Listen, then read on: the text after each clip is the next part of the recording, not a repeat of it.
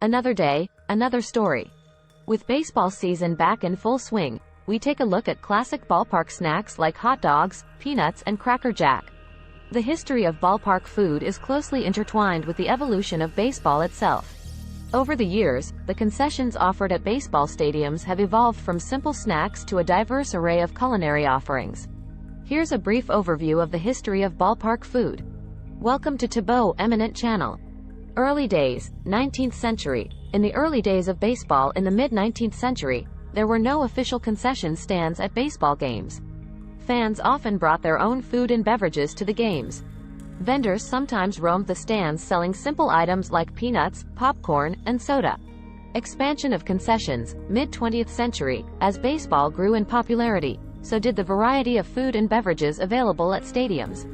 Ballparks began to offer items like hamburgers, French fries, and ice cream. The introduction of Coca-Cola and other soft drinks also became a staple.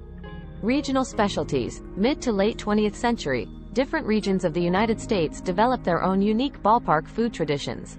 For example, in Chicago, the Chicago-style hot dog includes mustard, onions, relish, tomatoes, pickles, sport peppers, and celery salt.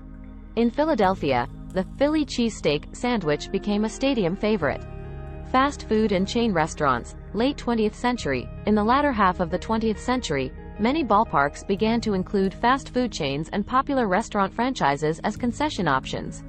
Fans could now enjoy items like pizza, chicken tenders, and nachos alongside traditional ballpark fare. The gourmet revolution, 21st century. In recent years, there has been a culinary revolution in ballpark food.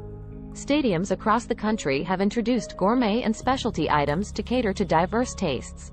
Fans can now find sushi, craft beer, barbecue, tacos, and much more at many ballparks.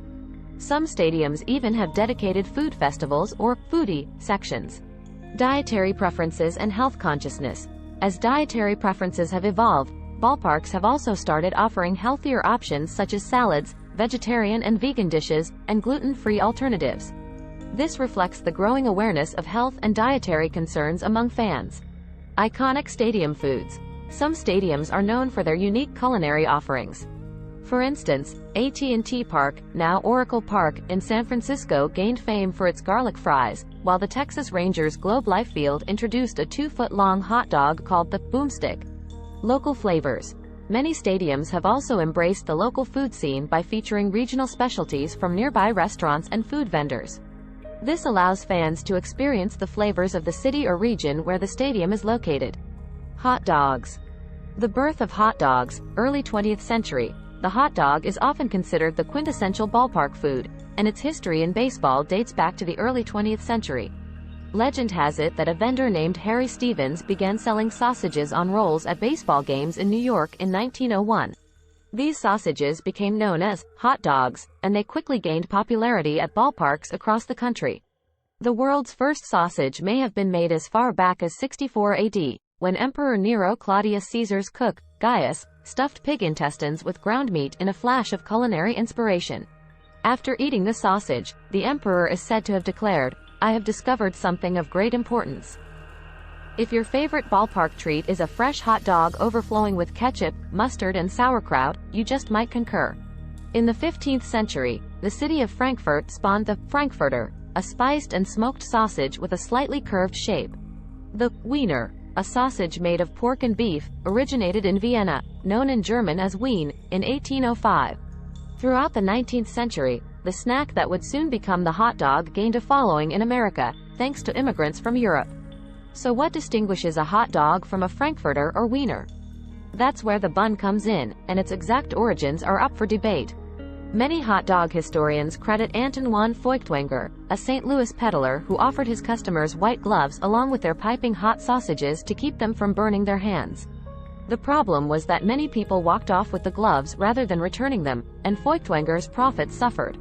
Around 1883, the cash-strapped concessionaire's wife came up with an ingenious solution: long, soft rolls that perfectly fit the sausages. Feuchtwanger dubbed the meat bread combo Red Hots. Others point to Charles Feltman, a German butcher who in 1867 began selling hot sausages on rolls out of the pie wagon he hauled up and down the sand dunes of Brooklyn's Coney Island. Within a few years, he expanded his business from one lowly pushcart into a hot dog empire with an immense restaurant, a beer garden, and multiple stands. Business was booming until Nathan Handwerker, a bread slicer at Feltman's, broke away to open his own stand in 1916. He undercut his former boss, charging half the price per dog, 5 cents instead of 10. Today, Nathan's famous hot dogs are sold in more than 20,000 food service and retail outlets across the United States. Since 1916, the original Coney Island location has held an annual hot dog eating contest on July 4th. The current record stands at 68 dogs in 10 minutes. Did you know? Babe Ruth once devoured a dozen hot dogs and 8 bottles of soda between games of a doubleheader. Americans put away 7 billion hot dogs during peak season, between Memorial Day and Labor Day.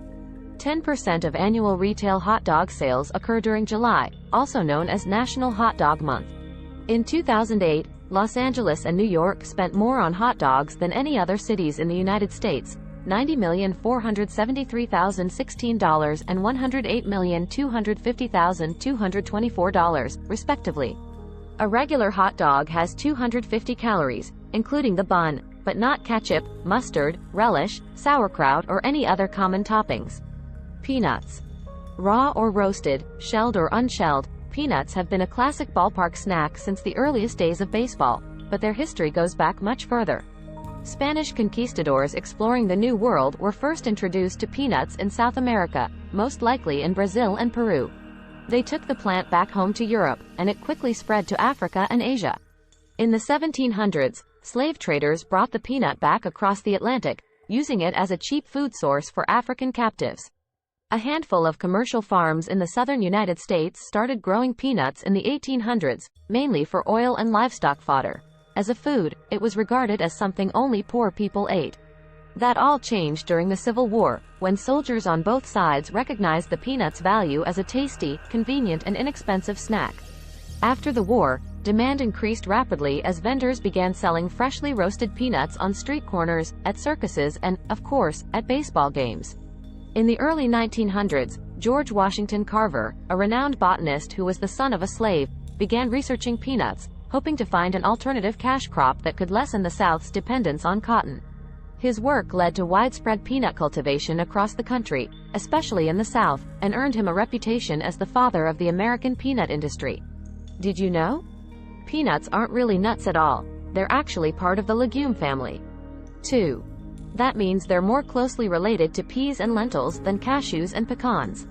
3. Peanut butter was invented in 1890 by a St. Louis doctor, who prescribed it for patients with digestive problems. 4.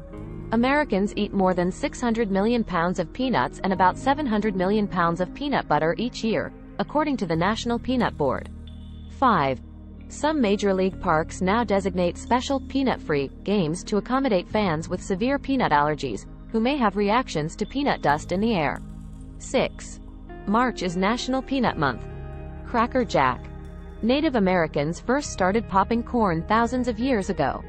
By 1893, popcorn makers Frederick and Louis Ruckheim were determined to give the puffed kernels a new twist. The two brothers threw molasses and peanuts into the mix, and unveiled the sweet and salty treat at the 1893 World's Fair in Chicago. A few years later, they developed a special formula to keep the ingredients from sticking together that remains a secret to this day. A satisfied taster pronounced the new and improved snack, Cracker Jack, using a slang term of the era that roughly translates to awesome. The Ruckheims trademarked the expression, and a decade later Jack Norworth and Albert von Tilzer immortalized it in the classic song, Take Me Out to the Ballgame. Amazingly, it would be years before the two songwriters saw an actual game of baseball. Did you know? In 2009, Boston's Fenway Park sold roughly 1,000 bags of Cracker Jack per game. During World War II, the Cracker Jack Company produced thousands of non-perishable, ready-to-eat meals known as K-rations that troops could easily carry and store. 3. High-calorie foods were crammed into wax paper containers about the size of a regular Cracker Jack box. 4. The first Cracker Jack box with a toy surprise inside appeared in 1912. 5. Since then, more than 23 billion trinkets, cards, and other prizes have been given out. 6. Some vintage Cracker Jack prizes are valued at more than $7,000. 7. July 5th is Cracker Jack Day. The future of ballpark food. As we look to the future, it's likely that ballpark food will continue to evolve. Sustainability, health-conscious options, and international cuisine are some of the trends that may shape the next chapter in the history of ballpark food. Additionally, as technology advances, we may see innovations such as robot vendors or virtual reality dining experiences at stadiums. In summary, the history of ballpark food reflects the changing tastes and preferences of baseball fans over the years.